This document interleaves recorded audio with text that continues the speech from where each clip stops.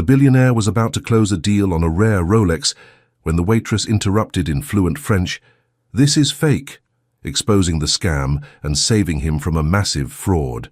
Tell us your city below, then enjoy the story and subscribe for more. Trust me, the ending will leave you speechless. The rain had been falling for 3 hours straight when Jennifer Torres wiped down table 14 for the 6th time that evening. It was 7:47 p.m. on a Wednesday, and Le Petit Chateau was nearly empty. Just an elderly couple sharing a bottle of Bordeaux by the window, and a businessman typing furiously on his laptop near the back. She didn't mind the quiet nights. They gave her time to think, to remember, to pretend she was somewhere else entirely. 26 years old, and she was still working the same job she'd taken, temporarily, 4 years ago. The tips were decent. $127 on a good night, sometimes $200 if the right clientele came in, but decent wasn't enough. Not when she owed $34,000 in student loans, not when her rent was $1,450 for a studio apartment in Brooklyn that was exactly 389 square feet, including the closet she'd converted into a makeshift office. Jennifer had a degree in art history from NYU with a minor in French literature. She spoke 3 languages fluently, English, French, and Spanish, and could hold a conversation in Italian. She'd spent a semester abroad in Paris, walked the halls of the Louvre 17 times, and written her thesis on the influence of Impressionism on modern advertising. None of it mattered now. To understand why Jennifer Torres was wiping down tables at a French restaurant in Manhattan, instead of curating exhibitions at the Met, you had to go back 8 years, to a hospital room in Queens, where a 17-year-old girl held her father's hand as the machines beeped slower and slower. Miguel Torres had been a carpenter, 47 years old, hands rough as sandpaper, a laugh that could fill any room. He'd immigrated from Mexico at 19, learned English from television and library books, built a life from nothing but determination and sweat. He'd worked 60-hour weeks so his daughter could go to college, so she could have the opportunities he never did. The cancer came fast, pancreatic. Stage 4 by the time they caught it. The doctors gave him 6 months. He lasted 3. "Mija," he'd whispered to her in those final days, his voice barely audible above the hospital machinery. "Promise me you'll do something beautiful with your life, something that makes you proud." She'd promised. Of course she'd promised. What else could she do? But promises, Jennifer had learned, were easier to make than to keep. Her mother had fallen apart after Miguel's death, depression, then anxiety, then a string of bad decisions that left them drowning in debt. Jennifer had worked 2 jobs through college, graduated with honors despite everything, and then nothing. The art world didn't want her, the museums weren't hiring, the galleries wanted people with connections, with family names, with trust funds to supplement their unpaid internships. So she'd taken the job at Le Petit Chateau. Just for a few months, she'd told herself, just until something better came along. That was 1,461 days ago. She'd counted. "Jennifer, table 7 needs attention." She looked up to see Michel, the head waiter, gesturing toward the front of the restaurant. 2 men had just been seated, one in his late 50s, silver-haired and impeccably dressed, the other younger, maybe mid-30s, with dark hair and the kind of jawline that belonged in a magazine. The younger man was handsome, devastatingly so. But it was his eyes that caught her attention, dark brown, almost black, and filled with something she recognized immediately: exhaustion, the kind that sleep couldn't fix. "Coming," she said, smoothing down her apron and grabbing her notepad. As she approached the table, she caught fragments of their conversation. They were speaking in French, rapid, fluent, with the kind of accents that suggested they'd learned it somewhere expensive. "Worth at least $3 million, the older man was saying, sliding something across the table. "A 1954 Rolex Submariner. Original band, original face. The provenance is impeccable." Jennifer's heart stuttered. She'd spent 3 years working at her uncle's antique shop in high school, learning to spot the difference between authentic and counterfeit. Her uncle Marco had been a watchmaker in Mexico City before immigrating, and he'd taught her everything. The weight of real gold, the movement of Swiss mechanisms, the tiny details that separated a masterpiece from a fake. "May I take your order, gentlemen?" she asked in English, keeping her expression neutral. The older man barely glanced at her. "A bottle of the 2009 Chateau Margaux, and give us a moment." But the younger man looked up, and for a second, just a second, their eyes met. Something flickered in his expression. Curiosity, maybe, or recognition of something he couldn't quite name. "Of course," Jennifer said. "Take your time." She walked to the bar, her mind racing. The watch the older man had shown. She'd only caught a glimpse, but something was wrong. The crown was too large. The bezel didn't have the right texture, and the way the man was pushing the sale, the urgency in his voice. It was a scam. She was almost certain of it. The younger man, she didn't know who he was, but his suit was Brioni, his watch, ironically, a genuine Patek Philippe, and his shoes were custom Italian leather. He was rich, very rich, the kind of rich that attracted predators. She should stay out of it. It wasn't her business. She was just a waitress, just a girl with student loans and a dead father's dreams she couldn't seem to fulfill. But then she remembered something her father used to say: "The measure of a person isn't what they do when someone's watching. It's what they do when no one is." Jennifer grabbed the wine bottle and walked back to the table. "Your Chateau Margaux, gentlemen," she said, setting it down. Then, as if making casual conversation, she switched to French. Her accent was flawless, Parisian, refined, the product of countless hours practicing with her professor at NYU. "Excusez-moi." But I couldn't help noticing the timepiece. My grandfather collected watches. "That Submariner you're showing?" She paused, meeting the older man's eyes. "C'est faux, the crown is 3 millimeters too wide, and the luminous markers use modern tritium instead of radium. A genuine 1954 wouldn't pass a basic authentication test." The table went silent. The older man's face shifted from confusion to anger, to something like fear, all in the span of 3 seconds. He snatched the watch back, muttered something about a misunderstanding, and was out the door before the younger man could say a word.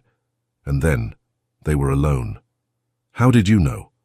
the younger man asked, his French matching hers in fluency. His voice was deep, measured, the voice of someone used to being in control. But there was something else underneath, genuine surprise, maybe even admiration. "I know watches," Jennifer said simply, "and I know scams.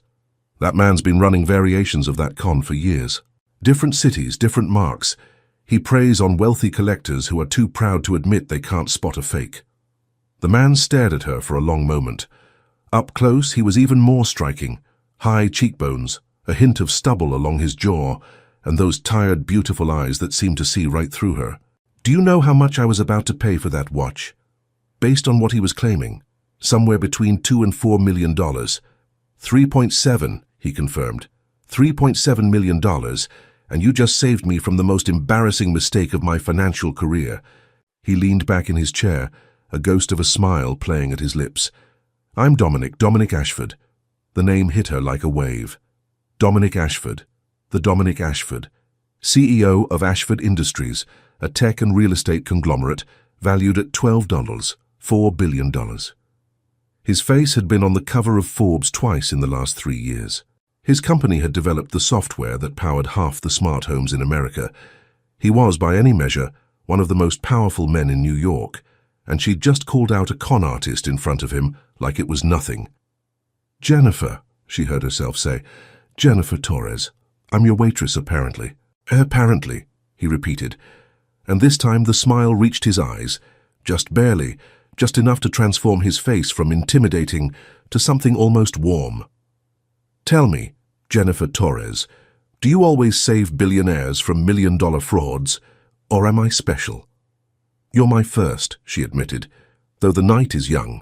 He laughed, a real laugh surprised out of him like he hadn't expected it. The sound did something strange to her chest, a flutter she immediately tried to suppress. She wasn't the kind of woman who got flustered around men, no matter how rich or handsome. She'd learned long ago that charm was often just manipulation in a nicer package. But there was something different about Dominic Ashford, something in the way he looked at her, not through her, the way most wealthy customers did, but at her, like she was a person, not just a function. "Sit with me," he said suddenly. "I'm working." Then take a break. He glanced around the nearly empty restaurant. I don't think anyone will mind. She should have said no. Every instinct she had screamed that this was a bad idea, that men like Dominic Ashford didn't invite waitresses to sit with them out of the goodness of their hearts. There was always an angle, always a catch. But her father's voice echoed in her mind again, softer this time. Sometimes, Mija, you have to take a chance. Otherwise, what's the point of living? 5 minutes, she said, sliding into the chair across from him. Then I have to get back. 5 minutes, he agreed. So tell me, and I'm genuinely curious, how does someone who speaks French like a native, who knows more about vintage watches than most collectors, end up serving wine at a restaurant in Manhattan? The question landed harder than she'd expected. Not because it was rude, it wasn't, but because it was honest. It was the kind of honest that cut through all her carefully constructed defenses. Life, she said finally. Life happens. You make plans, and then... She trailed off, suddenly unable to find the words. And then they fall apart, Dominic finished quietly. Yeah, I know something about that. There it was again, that exhaustion in his eyes deeper than before, the look of a man carrying something heavy that he couldn't put down. Your turn, Jennifer said. How does a tech billionaire end up almost falling for a watch scam in a restaurant on a Wednesday night? I'm not usually this careless. He ran a hand through his dark hair, a gesture that seemed almost boyish on someone so polished. But I've been distracted lately, not sleeping well, making mistakes I wouldn't normally make. Anything you want to talk about? The words were out before she could stop them. It was the kind of thing she said to customers all the time. Casual, meaningless, the verbal equivalent of a polite smile. But something in Dominic's expression shifted, like she'd accidentally touched a wound he'd been hiding. No, he said. Then, softer, maybe. I don't know. They sat in silence for a moment, the restaurant quiet around them except for the soft clink of glasses and the murmur of distant conversation. Outside, the rain had slowed to a drizzle, the city lights reflecting off wet pavement like scattered jewels. I should get back to work, Jennifer said finally, though she didn't move. You should, Dominic agreed. He didn't move either. This was unexpected. It was. His eyes held hers, and she felt something pass between them, a current, invisible but undeniable. Jennifer Torres, I have a feeling this isn't the last time we'll see each other. Is that a threat or a promise? Which would you prefer? She stood up, smoothing her apron, trying to regain some semblance of professionalism. I don't know yet. Ask me again sometime. She walked away before he could respond, her heart pounding against her ribs like it was trying to escape. When she finally glanced back, he was watching her, not in a predatory way, but with something that looked almost like wonder, like she was a puzzle he couldn't quite solve. At 11:23 p.m., after the restaurant had closed and she'd finished her side work, Jennifer found an envelope tucked under the salt shaker at table 7. Inside was a crisp $100 bill and a business card with nothing but a phone number written on the back. No name, no title, just 10 digits and 2 words. Thank you. She stood there for a long time, the card pressed between her fingers, wondering what her father would say if he could see her now. Wondering if maybe, just maybe, the universe was finally giving her a chance. She didn't know it yet, but everything was about to change. And before we continue, I'd love to know where you're watching from. Leave your city in the comments below, and if you're enjoying this story, please like and subscribe for more. Now let's see what happens next. 3 days passed before Jennifer Torres allowed herself to look at the business card again. She'd hidden it in her nightstand drawer, tucked between a dog-eared copy of Madame Bovary and a photograph of her father from his 40th birthday, the last one before the diagnosis. Every night she'd open the drawer, see the card's edge peeking out, and close it again without touching it. It was safer that way. Simpler. At 5:17 a.m. on Saturday morning, her alarm shattered the silence of her tiny apartment. She lay in bed for exactly 90 seconds. She'd timed it once just to see, before forcing herself upright. The walls of her studio were still dark, the winter sun hours away from rising, and outside her single window Brooklyn was grey and quiet. Her morning routine was precision itself. Shower, 7 minutes. Hair and minimal makeup, 12 minutes. Coffee, made the night before, reheated in a chipped mug that had belonged to her father. Breakfast, Greek yogurt with exactly 1 tablespoon of honey, because anything more would throw off her $347 per month grocery budget. By 6:45, she was on the subway, squeezed between a man reading a newspaper and a woman with 3 shopping bags who took up 2 seats. The commute to Le Petit Chateau took 43 minutes door to door. She'd calculated it hundreds of times, knew every stop by heart, could predict the delays with almost supernatural accuracy. This was her life, predictable, controlled, safe, which was why Dominic Ashford terrified her. Not because of who he was, though a man worth $12, $4 billion certainly warranted some caution, but because of what he'd stirred in her, that flutter in her chest, that moment when their eyes met, and she'd felt for just a second like someone had seen her, really seen her. She couldn't afford that kind of complication. Her mother had taught her that lesson the hard way. After Miguel's death, Elena Torres had fallen for a series of men who promised salvation and delivered only destruction.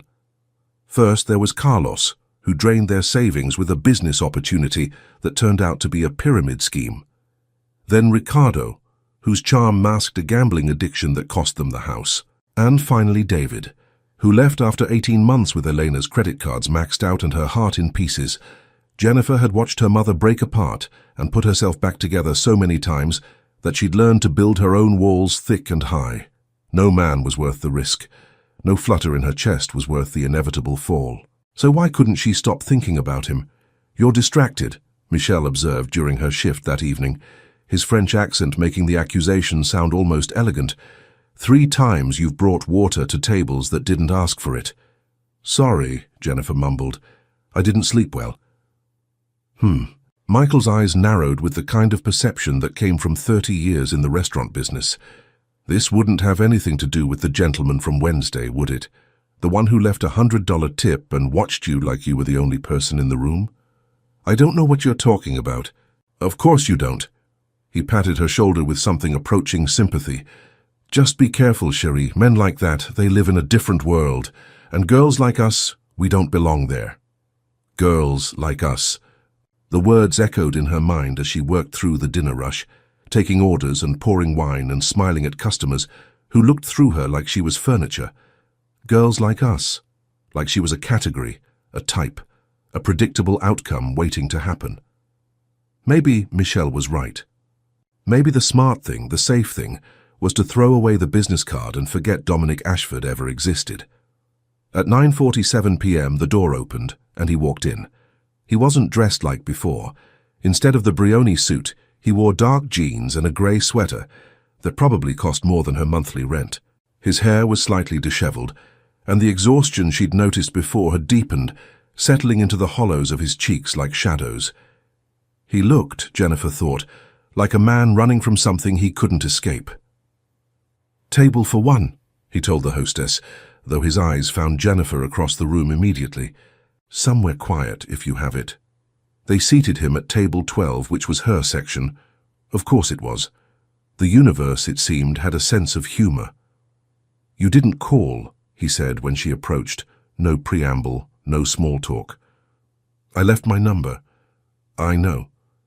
Most people would have called." "I'm not most people." She pulled out her notepad, all business. "What can I get you tonight?" For a moment she thought he might push, might demand an explanation, or make some grand gesture that would force her hand. But instead, he just smiled, a small, tired thing that didn't quite reach his eyes. "What do you recommend?" She blinked. "Excuse me. I've eaten at restaurants all over the world. Michelin stars, famous chefs, meals that cost more than most people make in a month. And you know what I've learned?" He leaned back in his chair, studying her. "The best food isn't always on the menu. It's what the people who work there actually eat, so what do you recommend?" No one had ever asked her that before. Not in 4 years of working here, 4 years of serving food she couldn't afford to eat herself. "The duck confit," she said slowly, "but ask Jean-Pierre to add the fig reduction from the special last month. It's not on the menu anymore, but he'll do it if you ask nicely. And the roasted vegetables on the side, not the potatoes. They use too much butter in the potatoes. Done. He closed the menu he hadn't even opened. And whatever you're having for dinner. I hate eating alone. Mr. Ashford, Dominic, please. Dominic. The name felt strange on her tongue, too intimate. I'm working. So take a break. I already know you're allowed. You took one Wednesday. That was different. How? She didn't have an answer. Not one she could say out loud, anyway. How could she explain that Wednesday had been a moment of madness, a crack in her carefully constructed walls, that she'd spent the last 3 days trying to patch that crack before it spread? I'm not someone who takes breaks, she said finally. I'm someone who works. So am I. Something flickered in his expression. Pain, maybe, or regret. That's actually part of the problem. There was a story there. She could see it in the tension of his shoulders, hear it in the weight of his words. A story that had nothing to do with billion-dollar companies or magazine covers, and everything to do with whatever haunted those beautiful, exhausted eyes. Fine, she heard herself say. Let me put in your order, but I'm only taking 15 minutes. 15 minutes is all I need. She didn't believe that for a second, but she put in the order anyway, grabbed a bread basket from the kitchen, and found herself sliding into the chair across from him for the second time in a week. So, she said, tearing off a piece of baguette with more force than necessary. What brings a billionaire back to the same restaurant 3 days later? And don't tell me it's the duck. It's not the duck. He was quiet for a moment, his fingers tracing patterns on the white tablecloth. I couldn't stop thinking about something you said. Life happens. You make plans, and then they fall apart. I've been replaying it in my head like a broken record. That's not exactly profound wisdom. No, he agreed, but it's true. And sometimes truth is more valuable than profundity. She watched him carefully, trying to read the subtext beneath his words. Men like Dominic Ashford didn't make casual conversation. Every word, every gesture was calculated for maximum effect. At least, that's what she'd always assumed about people in his world. But nothing about him felt calculated tonight. He seemed raw, exposed, like he'd taken off whatever armor he usually wore and come to her defenseless. Your turn, she said. Tell me something true. Something true. He laughed, but there was no humor in it. Okay. Something true. 2 years and 4 months ago, I was engaged to a woman named Victoria Sterling. We'd been together for 5 years. I thought she was the love of my life. Jennifer felt her stomach tighten. She hadn't expected him to actually answer. What happened? She took half of everything I had. His voice was flat, detached like he was reciting a news report about someone else's life. Not in the divorce, we never made it that far. She was smarter than that. Turns out she'd been planning it for years. Shell companies, offshore accounts, manipulated contracts. By the time I realized what was happening, she'd transferred $840 million out of my accounts and disappeared to a country with no extradition treaty. $840 million. Jennifer couldn't even conceive of that number. Her entire net worth, if you could call $2,237 in savings and $34,000 in debt a net worth, wouldn't cover the interest on a sum like that. The worst part, Dominic continued, wasn't the money. Money can be remade, companies can recover. The worst part was realizing that everything I thought I knew about her, 5 years of memories, 5 years of conversations, 5 years of falling asleep next to someone, all of it was a performance. She never loved me. She loved what I could give her. How did you find out? I came home early from a business trip. Caught her on a call with her actual partner, the man she'd been working with the whole time. She didn't even have the decency to look ashamed. She just smiled and said, I wondered how long it would take you to figure it out. He shook his head slowly. I haven't been able to trust anyone since, not really. Every interaction, every relationship, I find myself waiting for the betrayal, looking for the angle, assuming the worst. Jennifer was quiet for a long moment, processing his words. She understood that feeling better than he knew, the way betrayal could rewire your brain, make you see threats in every kindness, traps in every open door. Is that why you almost fell for the watch scam? she asked softly. Probably. I've been so focused on protecting myself from the big betrayals that I stopped paying attention to the small ones. He met her eyes, and she saw something vulnerable beneath the exhaustion, something almost like hope. But then you showed up, a stranger with nothing to gain who saved me anyway. Do you have any idea how rare that is in my world? I had something to gain, Jennifer admitted. $100 tip. You didn't know I'd leave that when you helped me. No, she conceded. I didn't. So why did you do it? The question hung between them, heavy with implication. Why had she done it?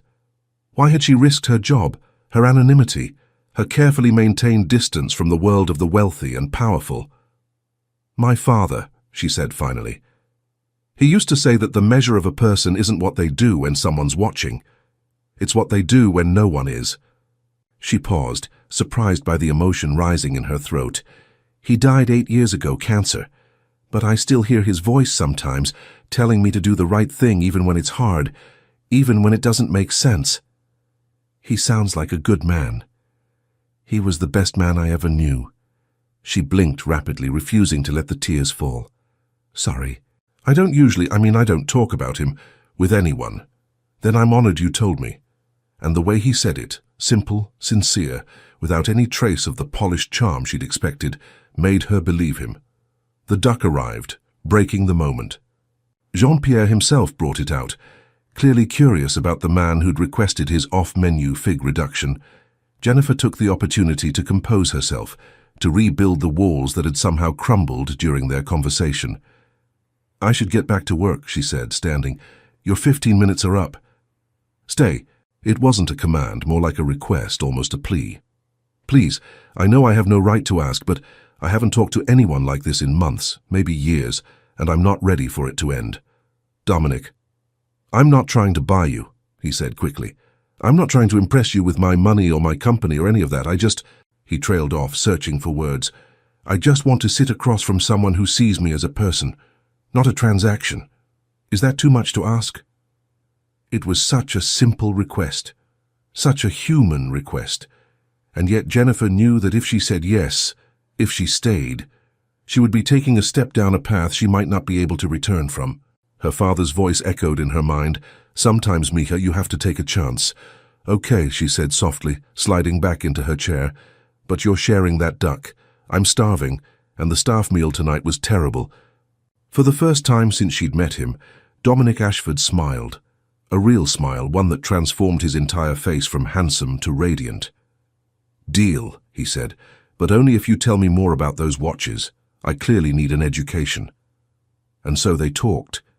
About watches and art and the streets of Paris, about dreams that died and dreams that refused to, about fathers who left too soon and lovers who betrayed, about all the small, invisible wounds that shaped who they were. Outside, the city glittered and pulsed with its endless energy, millions of strangers passing in the night. But inside Le Petit Chateau, two people who never should have met sat across from each other, sharing secrets they'd never told anyone else. And somewhere in the space between them, something began to grow. The weeks that followed were a slow unraveling. Dominic came to Le Petit Chateau every night Jennifer worked, Tuesdays, Wednesdays, Fridays, and Saturdays. He'd sit at table 12, order whatever she recommended, and wait for her breaks with a patience that seemed entirely at odds with his reputation as a ruthless businessman. The man who built a $12 billion empire, she teased him one Thursday evening, 3 weeks into whatever this was. And he's spending his evenings waiting for a waitress to take her 15-minute breaks. 20 minutes, he corrected. Michel gave you 20 tonight, I heard him. You're keeping track? I'm a numbers person, but there was no calculation in his smile, just warmth and something that looked dangerously close to affection. They talked about everything and nothing.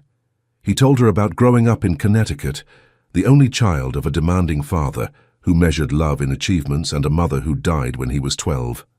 He told her about building his first company at 23, about the sleepless nights and the sacrifices that turned a garage startup into a global empire. He told her about the loneliness that came with success, the way people stopped seeing you as human once you had enough zeros in your bank account. And she told him things she'd never told anyone. About her father's final days, how she'd held his hand as his breathing slowed and felt something fundamental break inside her. About her mother's spiral into bad relationships, how Jennifer had spent her teenage years being the parent, cleaning up messes that weren't hers to clean. About the dreams she'd buried so deep, she sometimes forgot she'd ever had them.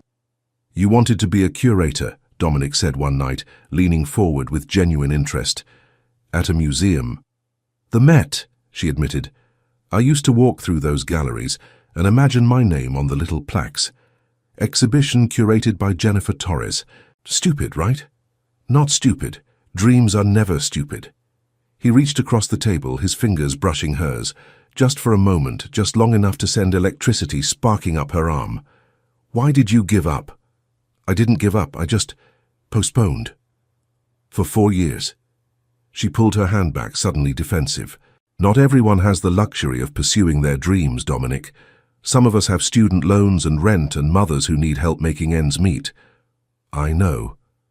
His voice was gentle, without judgment. "I'm not criticizing. I'm trying to understand." "What's there to understand?" "Life happened. My father died, my mother fell apart, and I did what I had to do to survive. That's it. That's the whole story." But it wasn't the whole story, and they both knew it. The whole story included the rejection letters she kept in a shoebox under her bed, 47 of them, from museums and galleries across the country. The whole story included the interview at the Whitney 3 years ago, where she'd been asked if she had any connections in the art world, and watched the interest drain from the interviewer's eyes when she said no. The whole story included all the small daily humiliations of being talented but unconnected in a world where who you knew mattered more than what you knew. "Can I show you something?" Dominic asked suddenly. "That depends. Is it appropriate for a restaurant?" He laughed, that surprised laugh she was learning to love, the one that seemed to escape him against his will. "It's a photograph, on my phone. Completely appropriate, I promise." He pulled out his phone and scrolled to a picture, a small oil painting, maybe 12 inches square, of a woman sitting by a window with light streaming across her face. "Do you recognize it?" Jennifer studied the image, her trained eye taking in the brushwork, the color palette, the composition. "It looks like early Impressionism. The light reminds me of Morisot, but the brushstrokes are too bold. Maybe a lesser-known artist from the same period." "Close. It's actually by a student of Morisot's, a woman named Claire Duval who never achieved much recognition during her lifetime. I bought it at an auction 3 years ago for $47,000. It's beautiful. It's my favorite piece in my entire collection." He put the phone away, his eyes never leaving her face. "And I bought it because of a paper written by a graduate student at NYU, a paper about forgotten female artists of the Impressionist movement and the ways their work has been systematically undervalued." Jennifer's heart stopped. The author argued that Claire Duval's use of natural light was revolutionary for her time, and that her obscurity had more to do with gender politics than artistic merit. He smiled. "I tracked down that paper through an art dealer friend. It was extremely well written, changed the way I thought about collecting entirely. You read my thesis. The words came out barely above a whisper. I told you I was a numbers person, but that doesn't mean I don't appreciate art. I've been collecting for 15 years, Jennifer, and in all that time, no one has ever made me think about a painting the way you did in 20 pages. She didn't know what to say. Didn't know how to process the fact that this man, this billionaire who could have anything, know anyone, had somehow found her forgotten academic work and been moved by it. "Why didn't you tell me?" she finally managed. "Because I wanted you to know me first, as a person, not as a potential patron. I didn't want you to think I was trying to buy you, or worse, that I was dangling opportunities to manipulate you into something." "Are you? Dangling opportunities?" "That depends." He met her eyes, and she saw the vulnerability there, the fear of rejection, the hope of acceptance. "Would you want them if I were?" It was a dangerous question, the kind of question that could change everything. "I don't know," Jennifer admitted. "I've worked so hard to build a life that doesn't depend on anyone else, to be safe, to be self-sufficient. And then you walk in with your Brioni suits and your Forbes covers and your $47,000 paintings, and suddenly everything I thought I knew about what I wanted doesn't make sense anymore. Something like that. He was quiet for a moment, and when he spoke again, his voice was rough with emotion. Can I tell you something? Something I've never told anyone? She nodded, not trusting herself to speak. After Victoria, after what she did, I swore I'd never let anyone get close again. I built walls, hired people to investigate anyone who got within 10 feet of my personal life. Became so paranoid about betrayal that I pushed away everyone who might actually have cared about me. He paused, swallowing hard. My best friend from college, the godfather of my future children if I ever have any, I accused him of leaking information to the press. Turns out it was a junior analyst at my company, someone I'd never even met. By the time I found out the truth, Jake had moved to Seattle. He still won't return my calls. Dominic, I'm telling you this because I want you to understand. What I feel for you terrifies me. Every instinct I have screams that it's too soon, too fast, too dangerous, that you must want something, that no one could actually be as genuine as you seem to be. And yet you keep coming back. And yet I keep coming back. He reached across the table again, and this time she didn't pull away when his fingers found hers. Because when I'm with you, something quiets in my head. Something, the constant analysis, the paranoia, the waiting for the other shoe to drop, it all just stops. And for a few minutes, I can remember what it felt like to be a person instead of a target. Jennifer looked at their intertwined fingers. His hands so much larger than hers, his skin warm against her palm, and felt something crack open in her chest. Not breaking exactly, more like a door she'd sealed shut long ago, finally creaking open. My father used to tell me that trust is a choice, she said softly. That you can't wait until it feels safe, because it never will. You just have to decide, is this person worth the risk? And then you jump. Is that what this is, jumping? I don't know. She looked up, meeting his eyes. But I think I'm tired of standing on the edge, wondering what it would feel like to fall. The moment hung between them, charged with possibility.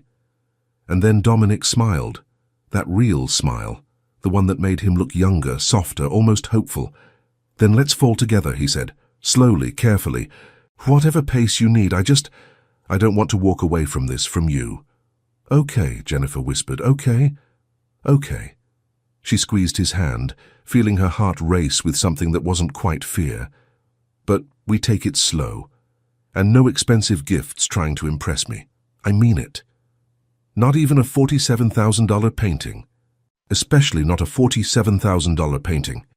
He laughed, and she laughed with him, and somewhere in that laughter something shifted. The walls they'd both built so carefully began to develop cracks, small fissures that let in light, that let in hope. It was terrifying, it was wonderful. It was the beginning of something neither of them was prepared for. The next few weeks blurred together in a haze of stolen moments and growing connection.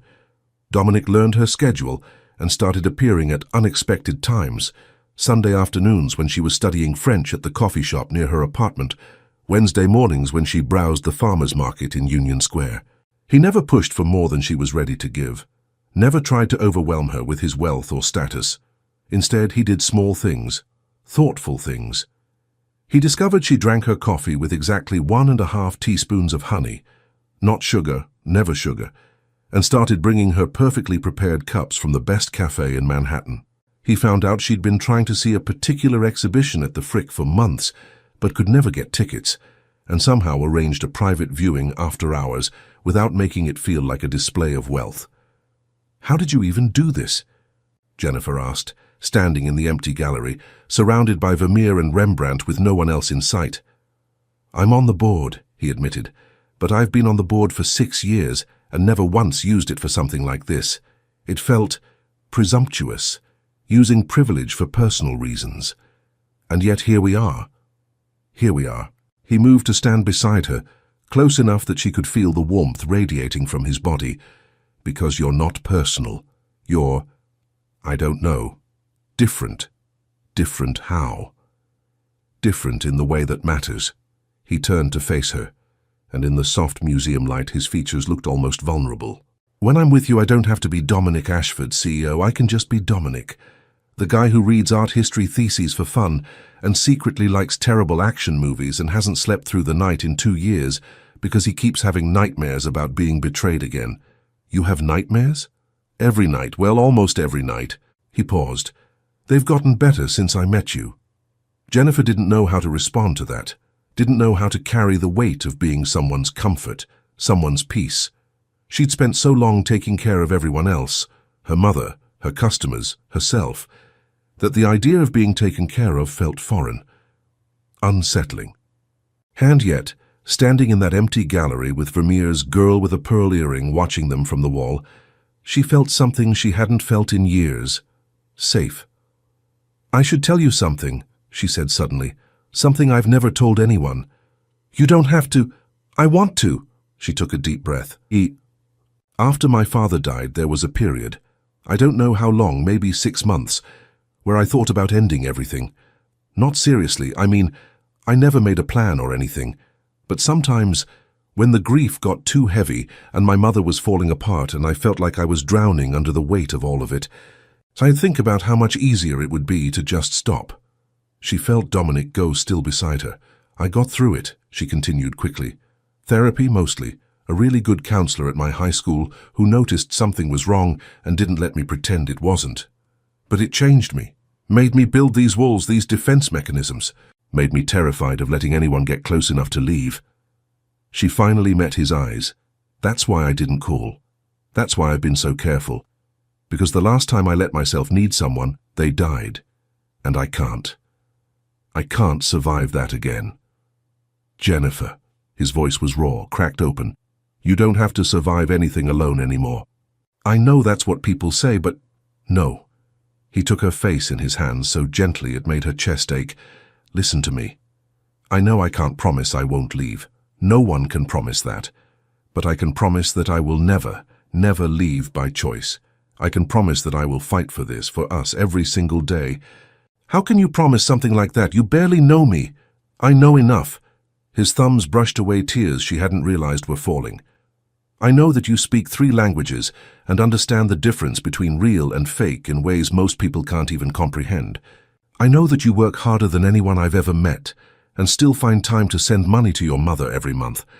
I know that your father raised you to do the right thing, even when no one's watching, and you've honored that promise every day of your life.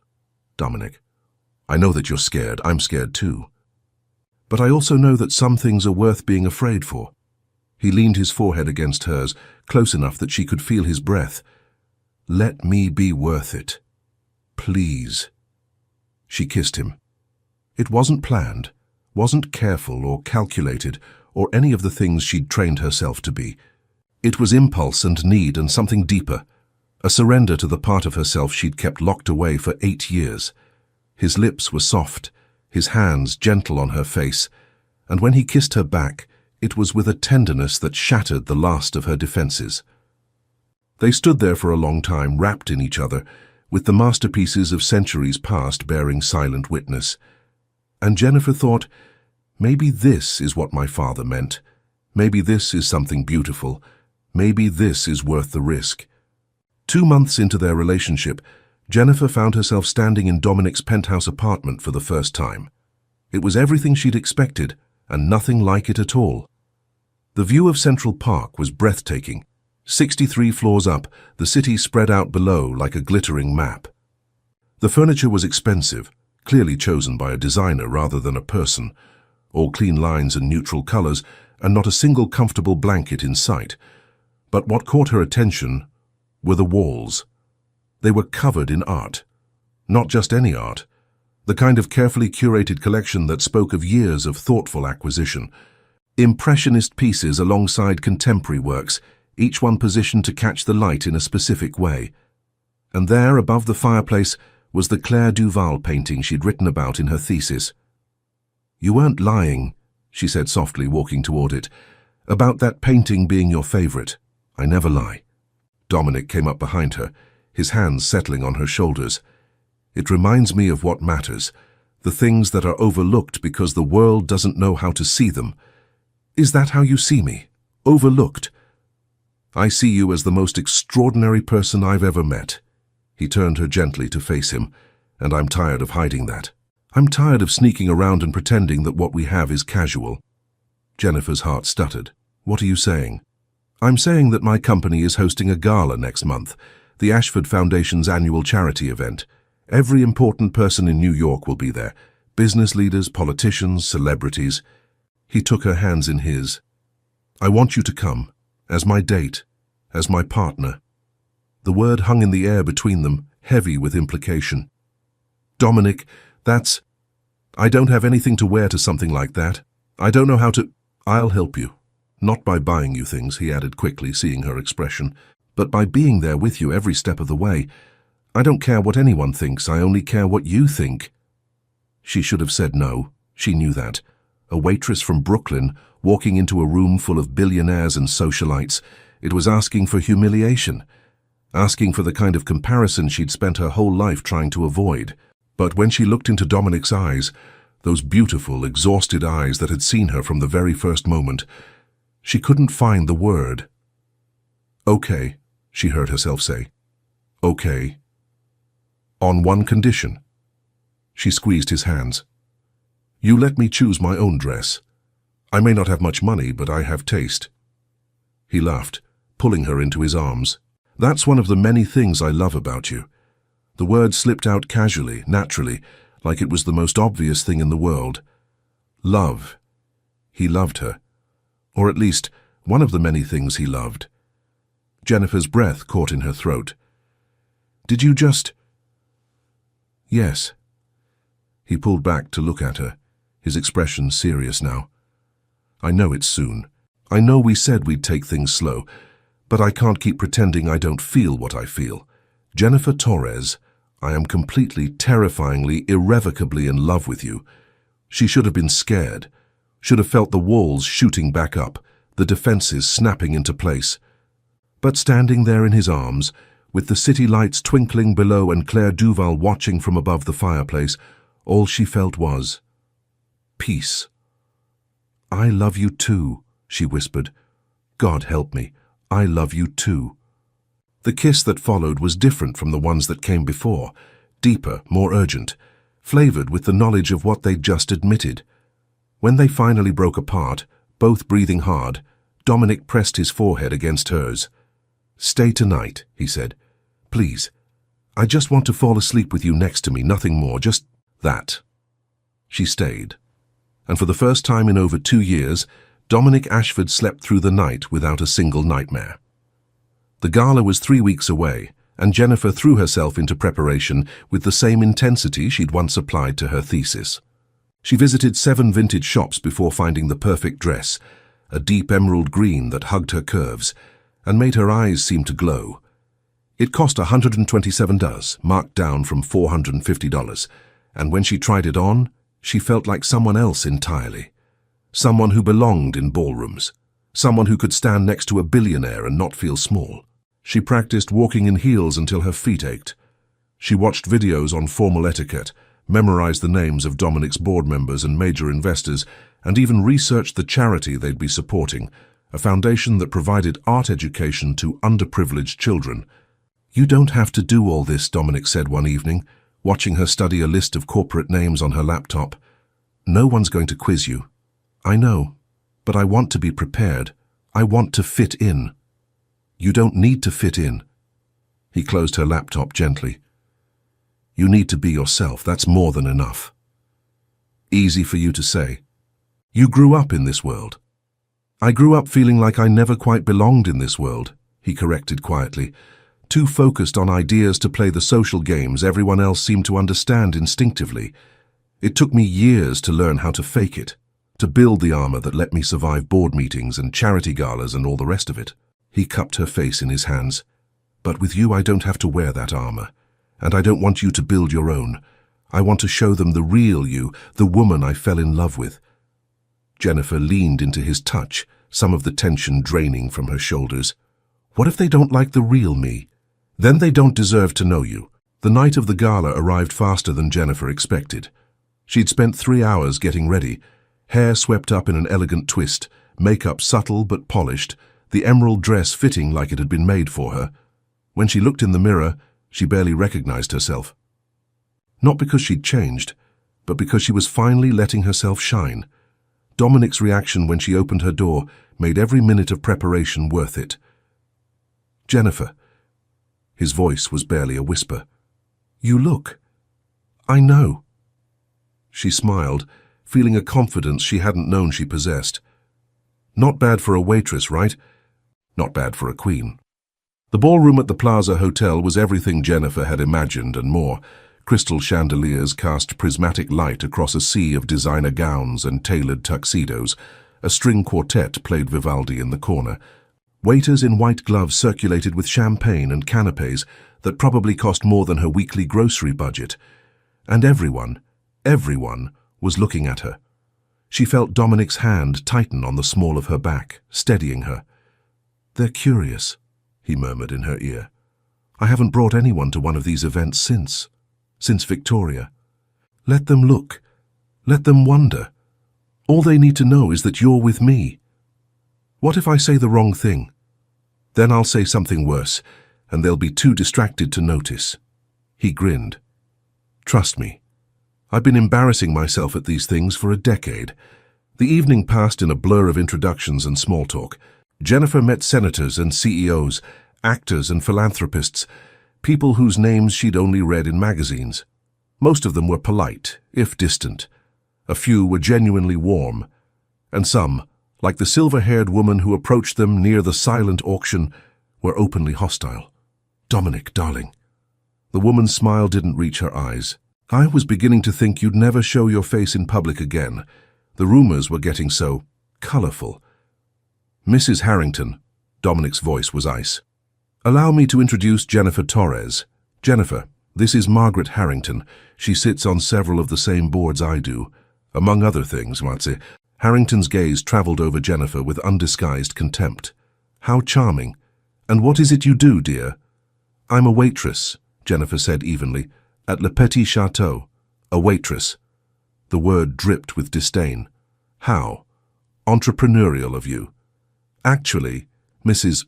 Harrington," Dominic cut in, his arm wrapping protectively around Jennifer's waist. "Jennifer has a degree in art history from NYU. She speaks 3 languages fluently and has published academic work that directly influenced my collection." His smile was sharp as a blade. "What was your degree in again?" "Oh, that's right, you didn't finish one." Mrs. Harrington's face went pale, then red. She muttered something about needing to speak to someone else and disappeared into the crowd. "That was unnecessary," Jennifer said quietly. "It was absolutely necessary. No one speaks to you like that." Dominic turned to face her fully, his expression fierce. "I know you can fight your own battles, but you don't have to, not anymore." She wanted to argue, wanted to insist on her independence, her self-sufficiency, all the things she'd built her identity around. But something in his eyes stopped her, a protective fury that wasn't about control or possession. It was simply love, the kind of love that couldn't stand to see her diminished. "Thank you," she said softly. "Always." The rest of the evening passed more pleasantly. Jennifer found herself relaxing, even enjoying the absurdity of her situation. A waitress who made $2,340 a month after taxes, standing in a room where the paintings on the walls were worth more than she'd make in a lifetime, but none of that mattered. Not really. Because every time she glanced at Dominic, he was looking at her like she was the most important thing in the room. Around midnight, after the speeches and the awards and the ceremonial oversized checks, they escaped to a balcony overlooking Fifth Avenue. The city sprawled below them, alive with light and sound and possibility. "You survived," Dominic said, handing her a glass of champagne. "Barely." She laughed, kicking off her heels with a sigh of relief. "My feet are going to hate me tomorrow." "Mine too. These shoes are Italian leather, and they're absolutely terrible." "Then why do you wear them?" "Because I'm supposed to." He leaned against the railing beside her. "Because somewhere along the way I convinced myself that comfort was less important than appearance, that being taken seriously meant being uncomfortable. That's a terrible way to live." "I know." He turned to look at her, his face softened by the city lights. "You're teaching me better." They stood in comfortable silence for a while, watching the traffic move far below. Jennifer found herself thinking about how surreal this was, standing on a balcony at the plaza, champagne in hand, with a man who loved her, a man who'd seen through her defenses and chosen her anyway. "Can I ask you something?" Dominic said suddenly. "Anything. If you could do anything, anything at all, money, no object, no practical limitations, what would you do?" She didn't have to think about it. "I'd open a gallery, a small one, somewhere in Brooklyn, or maybe the Lower East Side. I'd showcase artists like Claire Duval, people who were overlooked because of who they were, not how talented they were. I'd give them a second chance to be seen." "That's beautiful. It's a fantasy." She shrugged. "In real life, I'll be lucky to pay off my student loans before I'm 40. What if it didn't have to be a fantasy?" Jennifer stiffened. "Dominic, I'm not offering you money," he said quickly. "I know you wouldn't take it. But what if I could connect you with people? Investors who care about art, about giving opportunities to emerging curators. What if I could open doors without pushing you through them? Why would you do that?" "Because you deserve it." His voice was low, intense. "Because you've spent your whole life sacrificing for everyone else, and I want to give you something that's just for you. Not because I expect anything in return, but because—" He struggled for words. "Because loving someone means wanting to see them thrive. And watching you hide your brilliance behind a waitress's apron when you could be changing the art world. It breaks my heart." Jennifer's eyes filled with tears, not of sadness, but of something more complicated. Joy, maybe, or hope, or the terrifying sensation of being truly seen. "I don't know what to say." "Say yes. Say you'll let me help. Say you'll let yourself want something for once, instead of always surviving."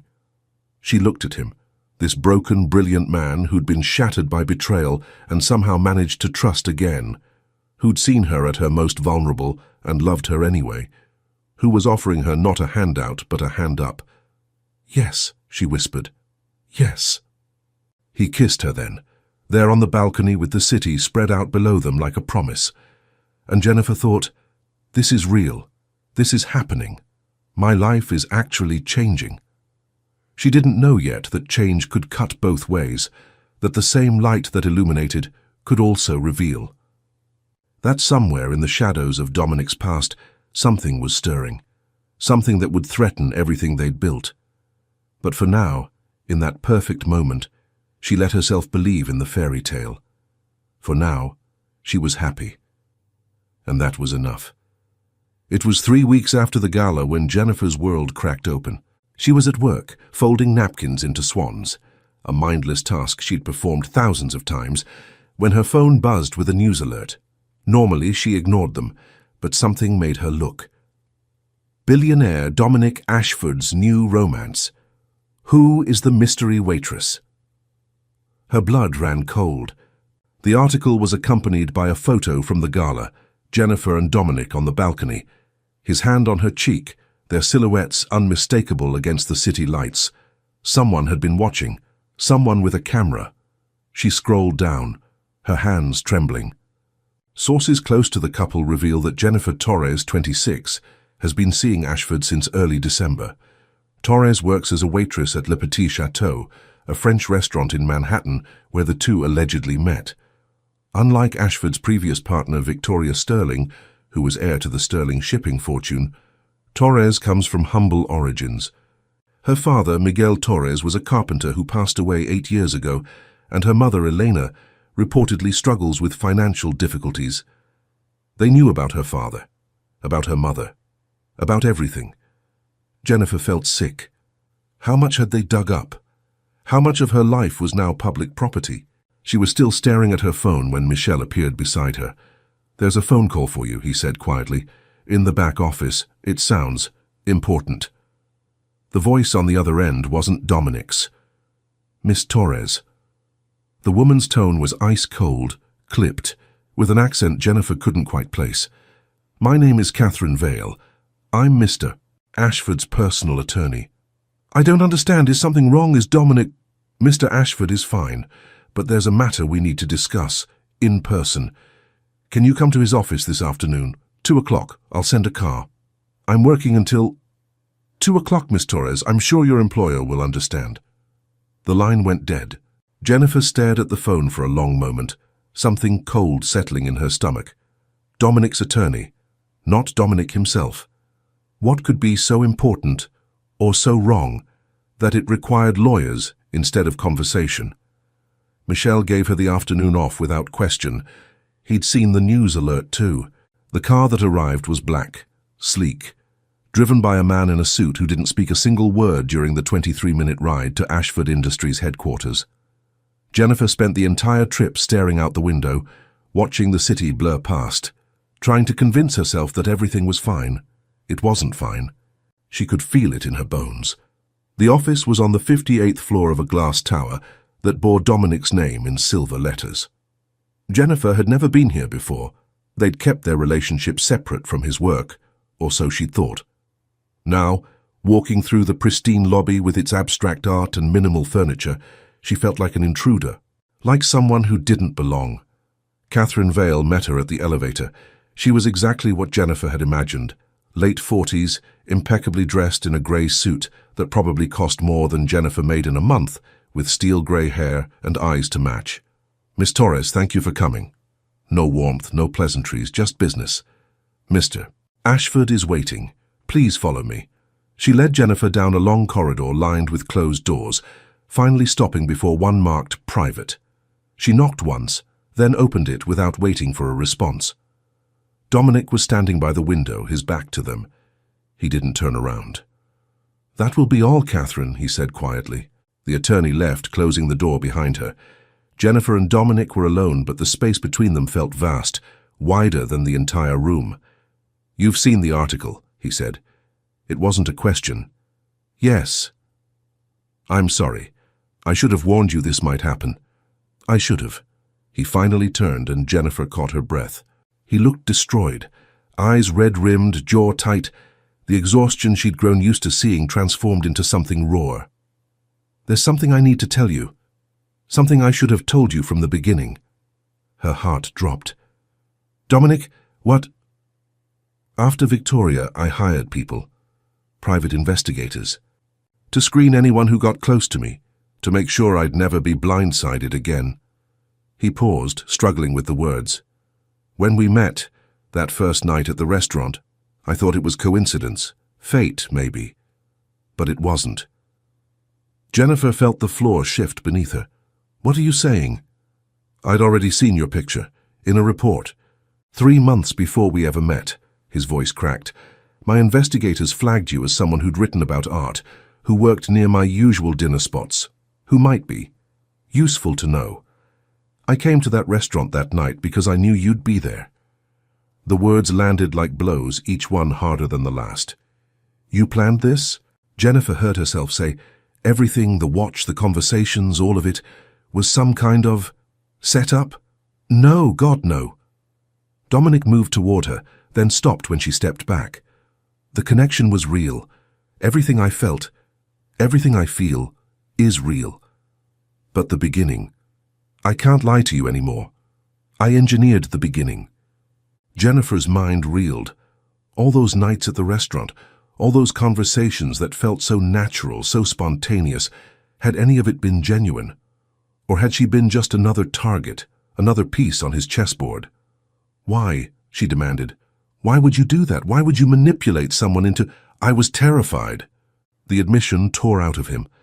After Victoria, I couldn't trust anyone. So I tried to control everything, to know everything about everyone before they could get close. I thought if I understood who you were, if I vetted you first, I could protect myself. By lying to me? By being careful, or so I told myself. He ran his hands through his hair, the gesture desperate. But then I actually met you, and you were nothing like the file. You were real. You were funny and smart, and you called me out on my bullshit, and you didn't care about my money, and I fell in love with you. Really, truly fell in love with you. And by then it was too late to tell you the truth. So you just kept lying. I kept hoping it wouldn't matter, that the beginning could be erased by everything that came after. His eyes met hers, wet with tears he wasn't trying to hide. I was wrong. I know I was wrong. Jennifer stood frozen, her entire body numb. She thought about all the moments that had felt so magical. The kiss at the museum, the balcony at the gala, the night she'd told him about her father. Had any of it been real? Or had she been performing for an audience she didn't even know existed? "The article," she said slowly. "Did you leak it?" "What? No, God, no. That was Victoria. Victoria! She's been watching, waiting for me to be happy again so she could destroy it." His jaw tightened with fury. "She fed the story to the press, including the background information about your family. She must have found my investigators' files. She's trying to humiliate you, to hurt me through you. And how do I know that's true?" Jennifer heard her voice rising, couldn't stop it. "How do I know anything you've told me is true? Because I'm telling you now. Because I'm standing here, admitting everything, even though I know it might make you walk away." He took a step toward her. "Jennifer, please, I know I handled this terribly. I know I broke your trust. But I love you. That has never been a lie." She wanted to believe him. God, she wanted to believe him. But all she could think about was her mother, falling for man after man who swore they loved her while systematically destroying her life.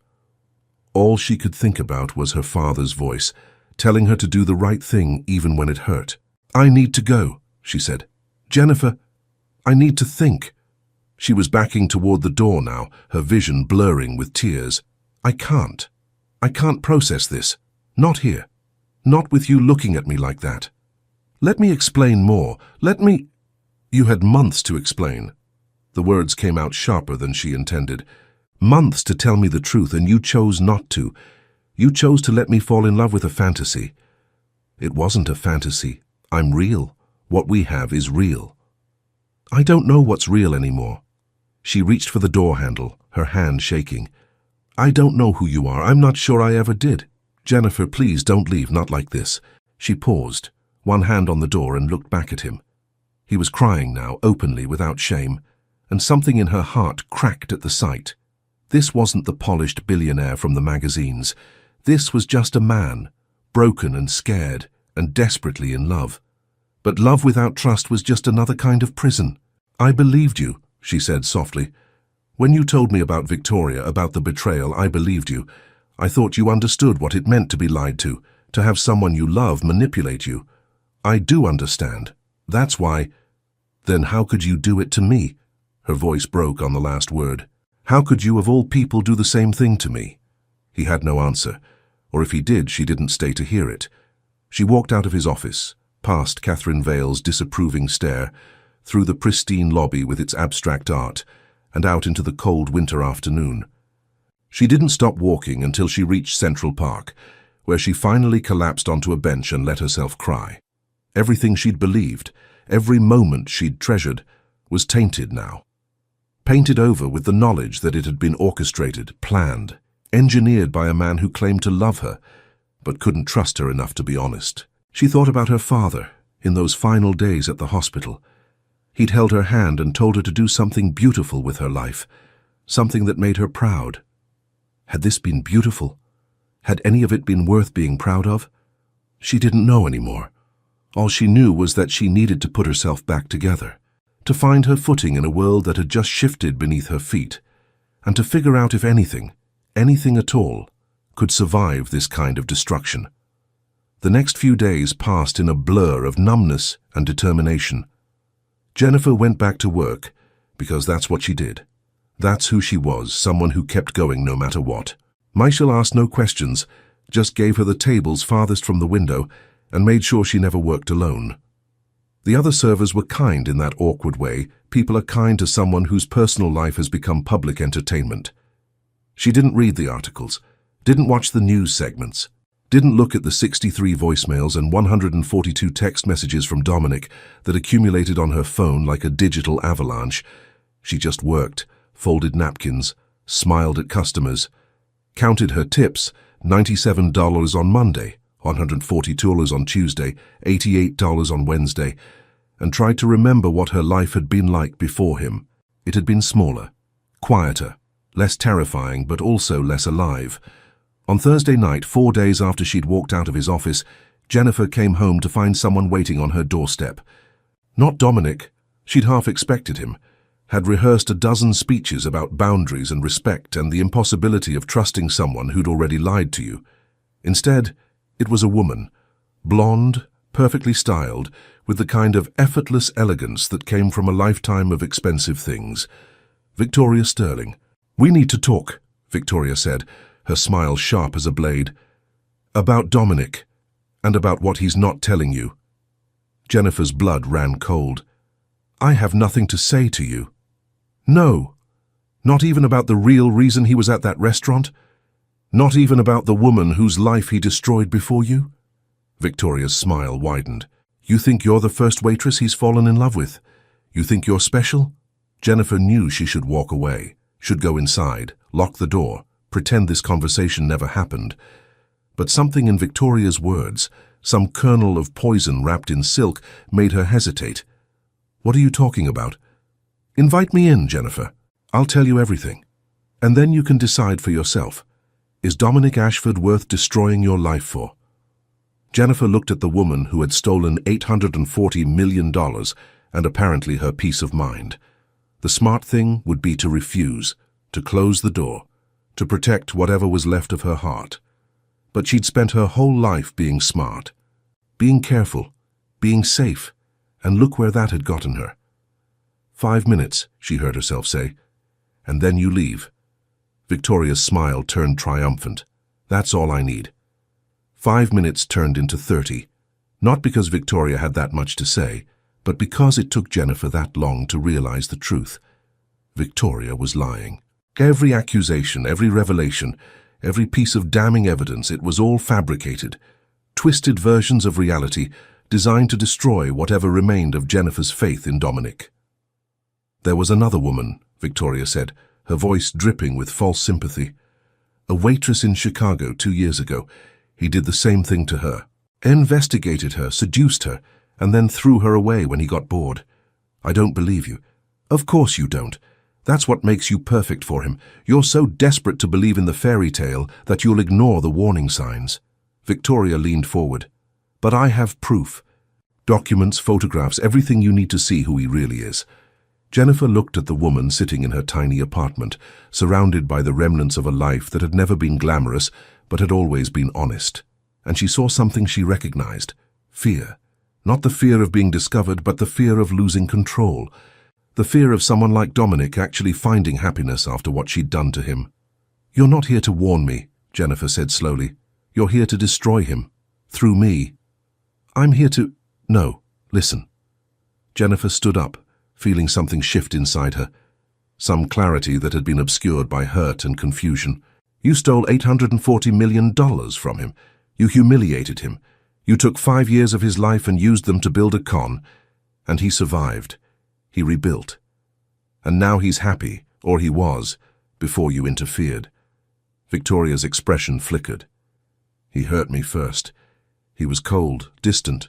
So you took half his fortune and fled the country? That's not pain. That's revenge." Jennifer walked to the door and opened it. "Get out." "You're making a mistake." "Maybe. But it's my mistake to make."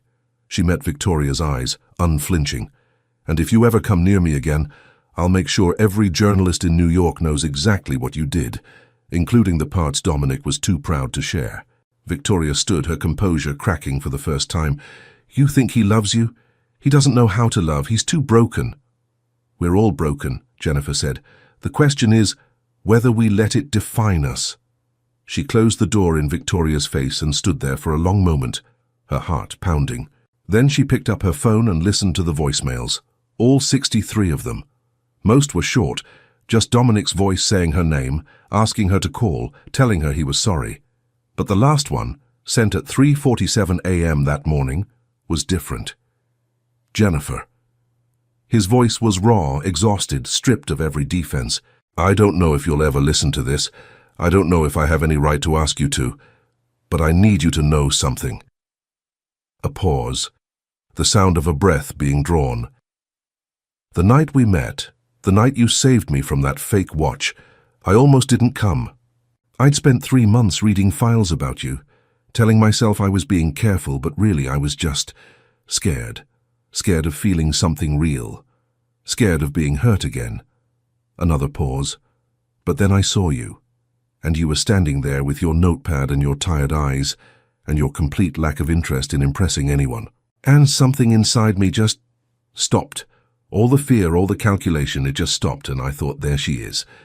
There's the person I've been looking for. Jennifer felt tears sliding down her face. I know I lied to you. I know I broke your trust. But everything that happened after that first moment, every conversation, every laugh, every time you looked at me like I was a person and not a target, that was real. That was the most real thing I've ever experienced. His voice cracked. I'm not asking you to forgive me. I'm not asking for anything. I just needed you to know. Meeting you didn't save my life, but it made it worth living.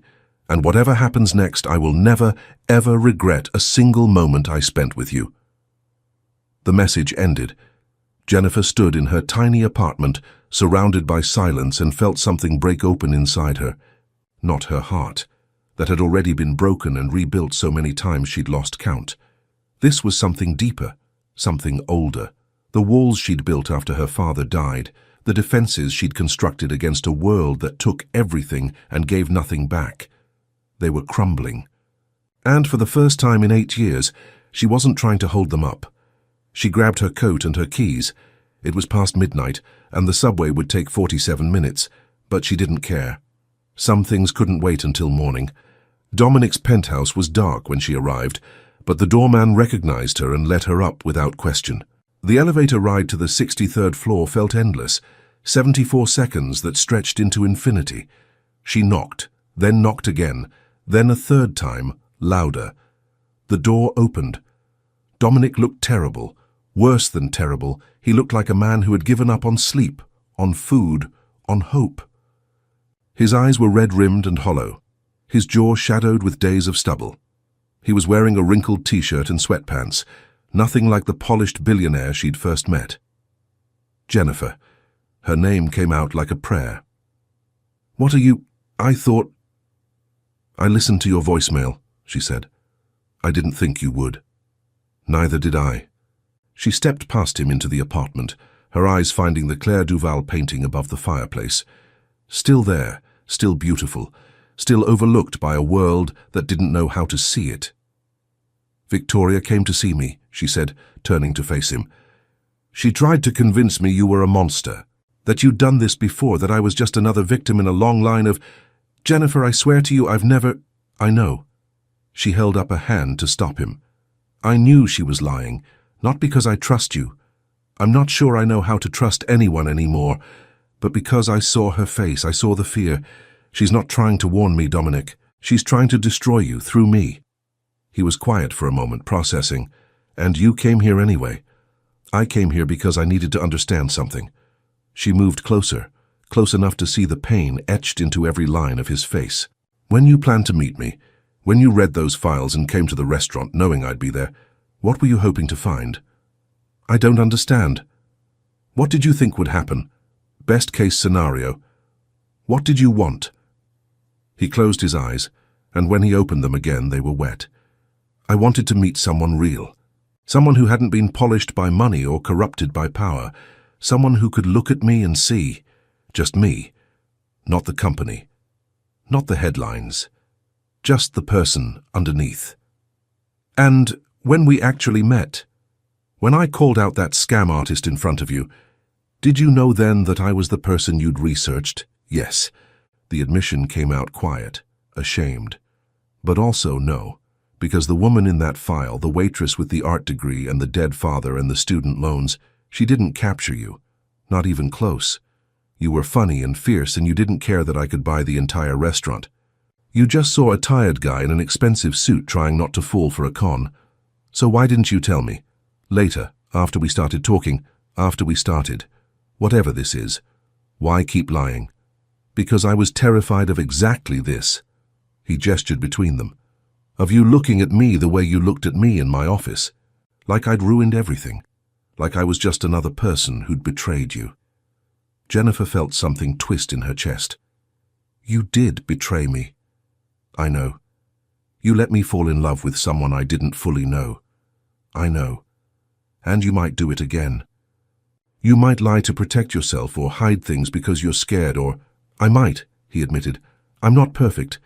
I'm broken in ways I'm still discovering. But Jennifer, he took her hands in his, and she let him.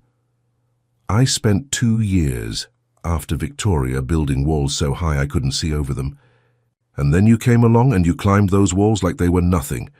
You saw through every defense I had. You made me feel things I'd convinced myself I wasn't capable of feeling anymore. That doesn't excuse— No, it doesn't. Nothing excuses what I did. He squeezed her hands gently. But it explains why I'm standing here at 2 in the morning, willing to spend the rest of my life earning back your trust, if you'll give me the chance. Jennifer looked at him, this broken, brilliant man who had hurt her and loved her, and somehow managed to be both the worst and best thing that had ever happened to her. My father, she said slowly, used to say that trust isn't something you give, it's something you build. Day by day, choice by choice. It's never finished. It just keeps growing, as long as both people keep choosing to show up. I'll show up, Dominic said immediately. Every day for as long as you'll let me. No more lies. No more investigations. No more trying to control things because you're scared. No more. And if I need space, if I need to process something or just be alone, you respect that. You don't send 63 voicemails or hire someone to check on me or— I'll try. He winced. Okay, that was excessive, I know, I didn't know how else to show you I wasn't giving up. Jennifer felt a laugh bubble up in her chest, unexpected, inappropriate, and completely genuine. Dominic Ashford, the most powerful businessman in New York, reduced to leaving desperate voicemails like a teenager. I am a teenager when it comes to you. A hint of his old smile appeared. Completely out of my depth, making mistakes I should know better than to make, hoping against hope that you'll forgive me anyway. I don't know if I can forgive you, Jennifer said honestly. Not yet, maybe not for a long time. I understand. But I'm willing to try, to stay, to see if we can build something real on top of everything that's happened. She reached up and touched his face, her thumb brushing away a tear he hadn't realized was falling. Is that enough? That's everything, he whispered. That's more than I deserve. She kissed him then, soft and slow, tasting of salt and hope and the beginning of something new. When they finally pulled apart, he was smiling. Actually smiling for the first time since she'd walked out of his office. Stay, he said. Please. Not for— Just stay. Sleep next to me. Let me know this is real when I wake up. Okay. And she did. 4 months later, Jennifer Torres stood in the middle of a small gallery in Brooklyn, surrounded by paintings that had never been seen before. The space was modest, 400 square feet of exposed brick and polished concrete, with track lighting that made every piece glow. The opening was in 3 hours, and she still had 1,000 things to do. Adjust the placement of the Duval, check the wine delivery, make sure the press releases had gone out. But right now she was just standing here, taking it in. The Torres Gallery, her gallery. A place for forgotten artists and overlooked masterpieces, exactly as she'd dreamed. It's perfect. Dominic appeared beside her, slipping his arm around her waist. He was wearing jeans and a casual shirt, the uniform he'd adopted for gallery visits, a far cry from the Brioni suits of their first meeting. You did this. We did this, she corrected.